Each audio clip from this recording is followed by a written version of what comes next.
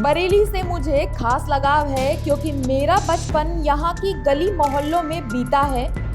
कोई भी मरीज मेरे पास आकर कहता है कि वो बरेली से है तो पुरानी यादें ताज़ा हो जाती हैं। ये बातें रविवार को आईएमए की ओर से आयोजित वरिष्ठ नागरिक सम्मान कार्यक्रम में शिरकत करने आए सर गंगाराम हॉस्पिटल के न्यूरो सर्जरी विभाग के चेयरमैन डॉक्टर सतनाम सिंह छाबड़ा ने कही।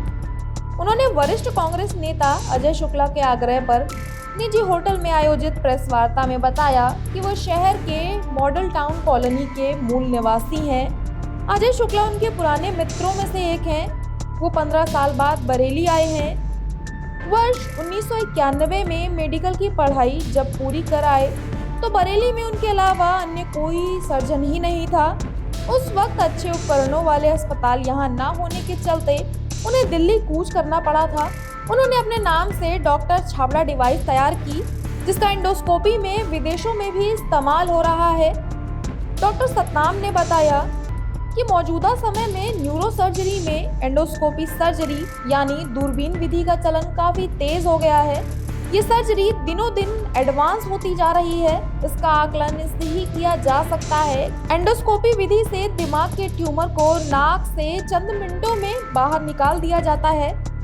इसकी तुलना में अभी रोबोटिक सर्जरी का चलन कम है। डॉक्टर सतनाम सिंह बताते हैं कि हादसा होने पर छोटी से छोटी चोट को भी नजरअंदाज नहीं करना चाहिए। कई बार छोटे एक्सीडेंट के बाद भी रक्त का थक्का दिमाग में बन जाता है जिसका पता बाद में चलता है जो कि जानलेवा साबित हो सकता है। इसलिए कुशल चिकित्सक से सलाह अवश्य लें। साइटिका एक तरह का दर्द है जो पीठ के निचले हिस्से से शुरू होकर 1 या 2 पैरों तक फैलता है। अधिक दिनों तक अगर ये दर्द बंद नहीं होता तो इसको नजरअंदाज ना करें। विशेषकर ये समस्या बुजुर्गों में अधिक देखी जा रही है। कई बार इलाज देरी से शुरू होने पर 25 से 30% मरीजों को सर्जरी करानी पड़ती है। हाँ, उस टाइम बरेली में कोई न्यूरो सर्जन नहीं था जब मैंने न्यूरो सर्जरी किया। न्यूरो सर्जरी बड़ी ही मतलब एक तरीके के आकर्षित करती है ब्रांच, क्योंकि आपको लगता है कि भाई आप ब्रेन की सर्जरी करेंगे, डेलिकेट सर्जरी है। पर हाँ, उसके लिए हमें बहुत बड़ा सेटअप भी चाहिए होता है। ऑपरेशन थिएटर में हमें माइक्रोस्कोप चाहिए और कई तरीके के इंस्ट्रूमेंट, नेविगेशन, कई सारी चीज़ें चाहिए। तो शुरुआत में लगा था शायद मैं बरेली में भी हो पाऊँ, पर उस टाइम बरेली में इतना सेटअप कोई नहीं था, बड़ा अस्पताल नहीं था। सारा उसमें आईसीयू का सपोर्ट चाहिए, सारे डिपार्टमेंट का सपोर्ट चाहिए, माइक्रोस्कोप। तो फिर मुझे लगा कि इसमें शायद बड़े शहर की ज़रूरत पड़ेगी, तो फिर मैं बरेली की जगह दिल्ली में सेटअप स्टार्ट किया। सर, पहले के मुकाबले मतलब अब कितना ज़्यादा न्यूरो सर्जरी में मतलब बदलाव आ चुका है? अब बहुत सारी चीज़ें बढ़ती जा रही दिन ब दिन, जैसा कि मैंने बताया उसमें बहुत सारी सेफ्टी चीज़ें, माइक्रोस्कोप से सर्जरी होती है, एंडोस्कोप से सर्जरी होती है।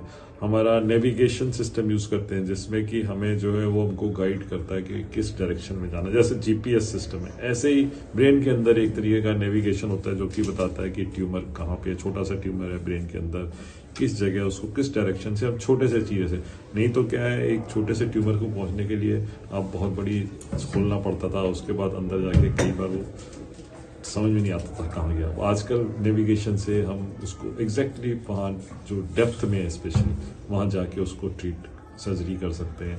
धीरे धीरे रोबोटिक सर्जरी आ रही है, एंडोस्कोपिक सर्जरी या दूरबीन से हम छोटे से चीज़े से कई सारे ट्यूमर्स का, डिस्क का ऑपरेशन कर सकते हैं। आज की टेक्नोलॉजी ने बहुत ही, इसी तरह बाकी जो सपोर्ट है, एनेस्थीसिया है, आईसीयू है, वो सारी सपोर्ट सिस्टम भी बहुत इम्प्रूव कर गया पुराने ज़माने में।